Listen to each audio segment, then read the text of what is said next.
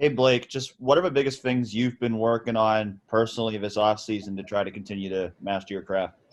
I think being as consistent as possible. I'm a really big believer in you're only as good as your routine, right? So it feels like I had a really good routine going last year. I'm going to continue that and, stay up, whatever that might be during the week, whether it's I'm focusing on stretching or, maybe I'm really focusing on, one thing and a kick. But really being as consistent as possible and sticking to my routine, whatever that day looks like for me. How did you have to adapt that routine when you guys weren't at the Woody because of COVID? Oh, it was definitely challenging. It's, like anybody, it's a off season that nobody's experienced before, but constant contact with the strength and conditioning coach staff here that really helped me out, and I know helped everybody else out over that time during, I don't know when exactly it was, but April to June, I think was the major time where everybody was at home. We were doing at home workouts, so constant communication with them. Making sure I'm listening to my body, doing some extra stuff, whether it be with mobility or maybe some cardio, because, when you're trapped in Buffalo over a quarantine, it's easy to eat about 50 wings a day, which I definitely like doing. So maybe I was adding a little bit more cardio, but the strength and conditioning staff, I can't give them enough compliments. They helped everybody so much over that break. So they were big in my success of maintaining what we built up over the winter. Thanks, Blake. All right, next up is Austin Ward from Letterman Row with Brendan Gulick on deck. Austin. Blake, how much are you guys going to miss Liam? We're going to miss Liam a lot. He adds a lot to the group, a lot of personality. We talk every practice for what seems like hours. So we're going to miss him a lot, but we got two great snappers. Brad, my roommate, can't say enough about his craft and his dedication towards being a long snapper, constantly looking at film, constantly striving to get better. So we got a lot of good guys in the group.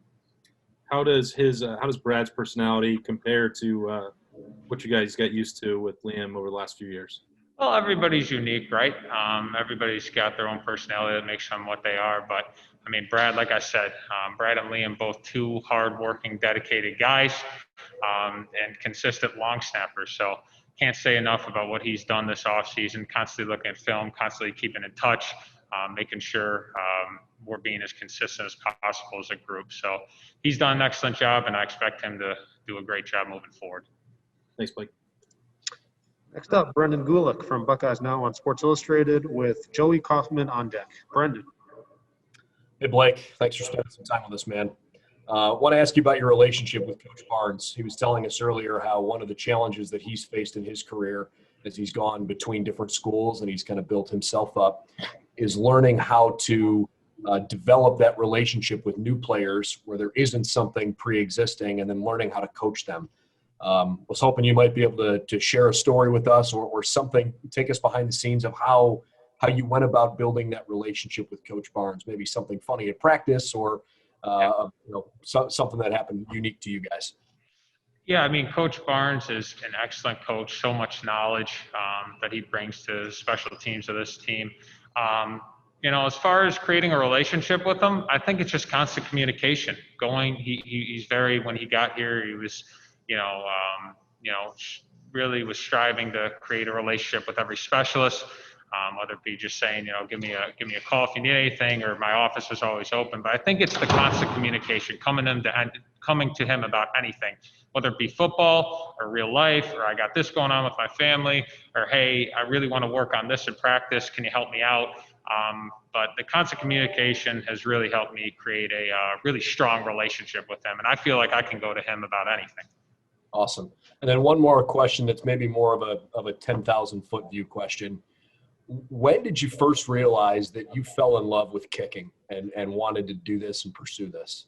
That's an awesome question. And it's a question that, I've asked myself before, and, people have asked me before, and, I've pondered, when did it happen? And to answer your question, I think I was about 11 years old, and I went up to a field with my dad, and, I saw him kick before, and I was just like, man, that looks kind of cool. So he went out, he got me, I think you're allowed to use in high school, like a 2-inch block. Now I was 11, 12 years old, and I was just lining it up on there. And I'm like, man, this is going pretty well. I can actually kick it far. And I remember, like, he hit one from, like, I don't know, 50 yards or something like that. I'm like, I think I can beat him here. So that first day, I ended up getting back to like 47 yards. I'm like, man, this is something I really like doing. I think I can pursue it. And I started playing football in fifth grade, going into sixth grade, and, kicking extra points wasn't really common. And I did that, and all my teammates loved it. So I sort of loved it. I embraced it.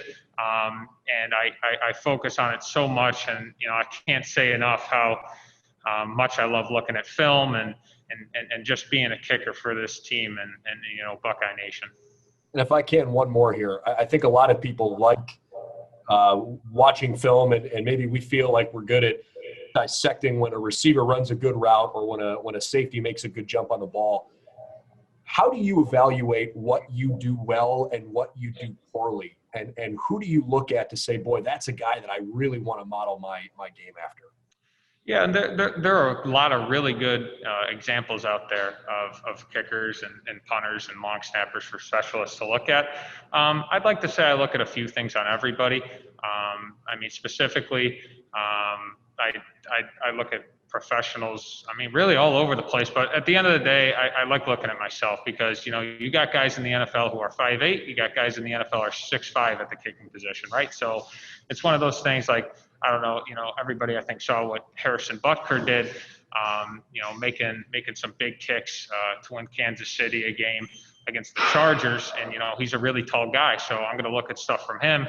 Whereas, a guy who has a really good tempo on kickoffs who might be a little shorter, I might look at that.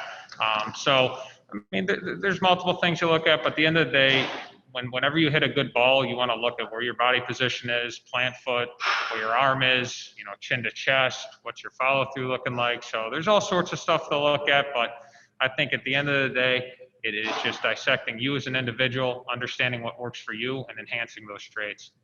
Great. Thanks, Blake. All righty, next up is Joey Kaufman from the Columbus Dispatch with Colin Hass-Hill on deck. Joey. Blake, have you given much thought on what it will be like to kick in front of an empty stadium?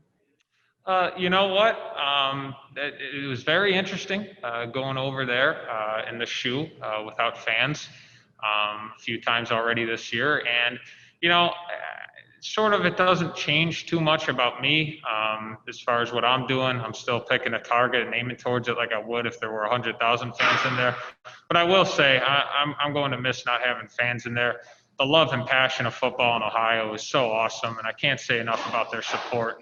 And, I want them to know we're going to be playing for them this year, and we know they're cheering us on. Conversely, what do you think it'll be like, I guess, on the road? Normally, in 2 weeks or 3 weeks, you might be playing Penn State, and there'll be a whiteout game, and you have all these people yelling at you, and this will be pretty quiet. Yeah, a lot different, but, I'm going to still do what I do on, field goal and kickoffs and working my consistent technique. And, I will say it's definitely going to be a lot different there against Penn State. I remember, as a sophomore going there, that was quite the whiteout environment. But, my goal is to make every kick. Our goal is to win every game. And, I'm just going to be focusing on that.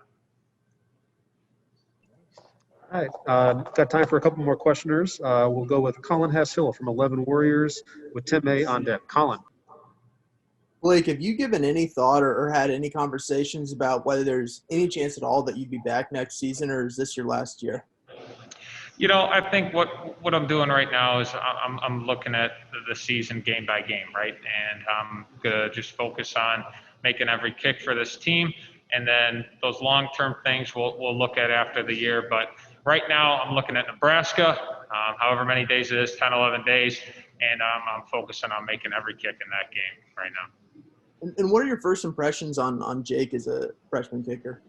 My first impressions on Jake are great guy, really athletic kicker.